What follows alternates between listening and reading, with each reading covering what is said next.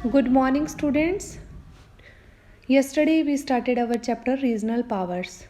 In this chapter we study about कि जो how Delhi सल्तनत है वो वीक हो गई थी during the time of Muhammad bin Tughlaq, और जो सुल्तान्स थे वो अपना इफ़ेक्टिव सुपरविज़न नहीं कर पाए थे साउदर्न प्रोविंसेस के ऊपर। इस कारण क्या है, बहुत सारे इंडिपेंडेंट स्टेट्स एमर्ज हो गए थे इंडिया के अंदर, like Vijayanagar, Bahmani, Ahom, Mewar, Marwar and Kashmir.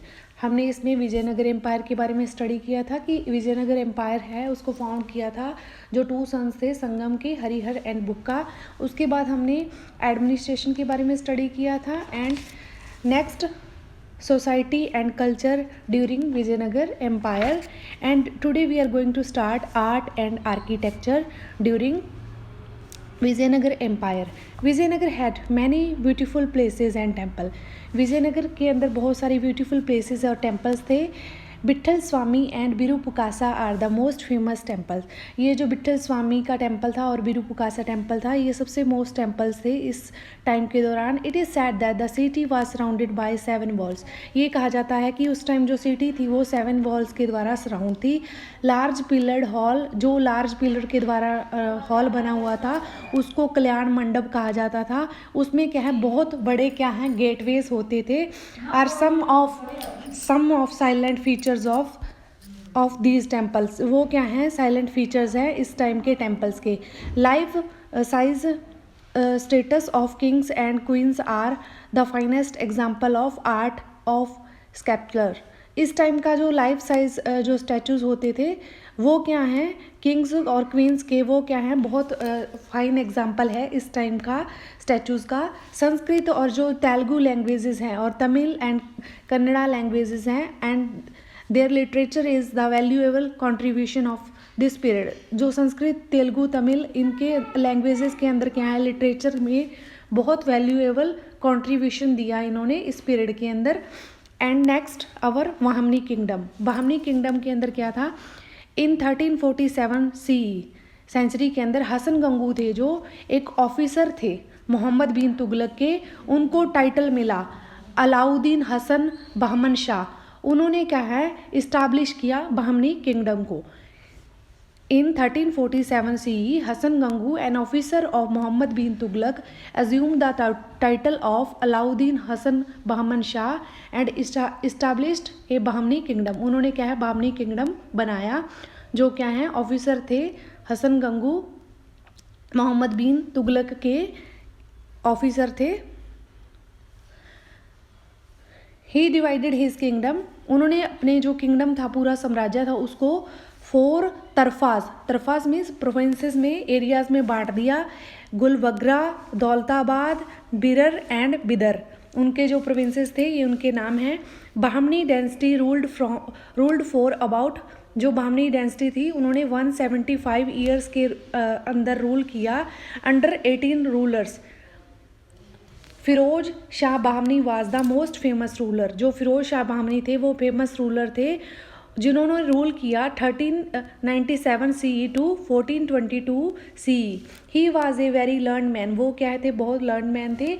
He was a good कालाग्राफिस्ट। Calligraphist होता है good writer and composed verses in Arabic, Persian, Marathi, Telugu and Kannada.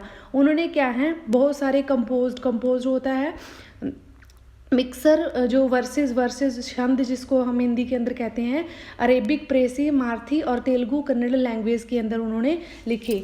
Firoz Shah wanted to make Deccan a cultural centre of India. Firoz Shah चाहते थे कि जो दक्कन है उसको एक कल्चरल सेंटर बनाना चाहते थे। Many learn man and scholars come there from different parts of India and abroad. बहुत सारे लर्न मैन आए इसके अंदर डिफरेंट पार्ट ऑफ इंडिया और अब्रोड मीन्स फॉरेन से। He built an observatory in Daulatabad. उन्होंने क्या है, दौलताबाद में एक ऑब्जर्वेटरी बनाई। ऑब्जर्वेटरी होती है जिसके अंदर से हम क्या है, किसी भी जगह को ऑब्जर्व कर सकें, इंस्पेक्शन कर सकें किसी भी जगह की। Firoz Shah inducted Hindus in his administration. उन्होंने क्या है, हिंदुओं को अपने एडमिनिस्ट्रेशन के अंदर इंडक्ट किया। He had to leave the throne to his brother Ahmad Shah उन्होंने अपना जो थ्रोन था उसको अहमद शाह के लिए लीव कर दिया। हु ट्रांसफर्ड, उन्होंने जो अपनी ट्रांसफ़र की थी capital from Gulbarga to Bidar, जिन्होंने अपनी कैपिटल थी गुलबर्गा से ट्रांसफ़र कर दी थी, बिदर के अंदर वो आ गए थे। उन्होंने अपना जो थ्रोन था अपने ब्रदर के लिए लीव कर दिया। During 1463 to 1801 CE, Muhammad Gawan was the prime minister, but in reality he controlled the entire administration. जो मोहम्मद गवन थे वो प्राइम मिनिस्टर थे, बट रियलिटी में वो पूरा का पूरा जो एडमिनिस्ट्रेशन था, इंटायर एडमिनिस्ट्रेशन था किंग का, उसको कंट्रोल करते थे। The kingdom was divided into 8 तरफास, जो पूरा का पूरा किंगडम था, साम्राज्य था, एम्पायर था, उसको क्या है 8 तरफास के अंदर डिवाइड कर दिया गया था। अंदर तरफदार्स जो क्या हैं इसको कंट्रोल करते थे, उनको तरफदार्स कहा गया। The salaries and perks were fixed for each novel, जो सैलरीज होती थी और दान होते थे वो क्या हैं फिक्स होते थे ईच नॉवल के लिए। Salaries were paid in cash और इन द फॉर्म ऑफ जागीर, जो सैलरीज होती थी उनको कैश के रूप में दी जाती थी या जागीर के रूप में दी जाती थी। मतलब कि लाइक जैसे जो किंग्स के उसमें राज्य में कुछ भी वो होता था, उनको सामान वगैरह दिया जाता था जागीर। गवन बुलेट ए ग्रेट मदरसा और कॉलेज इन विदर, जो गवन थे उन्होंने क्या है ग्रेट जो मदरसा बनाया और कॉलेज इन विदर, मदरसा जहाँ पे कॉलेज टाइप होता है जिसमें क्या है स्टडी करने के लिए लोग आते हैं, स्टूडेंट्स आते हैं, तो वो उन्होंने विदर के अंदर बनाया। The buildings was beautifully decorated with tiles, जो ये बिल्डिंग थी वो क्या है डेकोरेट की गई थी ब्यूटीफुल टाइल्स के द्वारा। It could be accommodate 1000 student and teachers, इसके अंदर क्या है अकोमोडेट हो जाते थे 1000 students and teachers. The Bahmani kingdom was a cultural bridge between north and south India, जो बाहमनी किंगडम था ये क्या था कल्चरल ब्रिज था, मतलब इसने क्या है लिंक बना दिया था नॉर्थ और साउथ इंडिया के अंदर, कल्चरल लिंक बना दिया था। Thank you.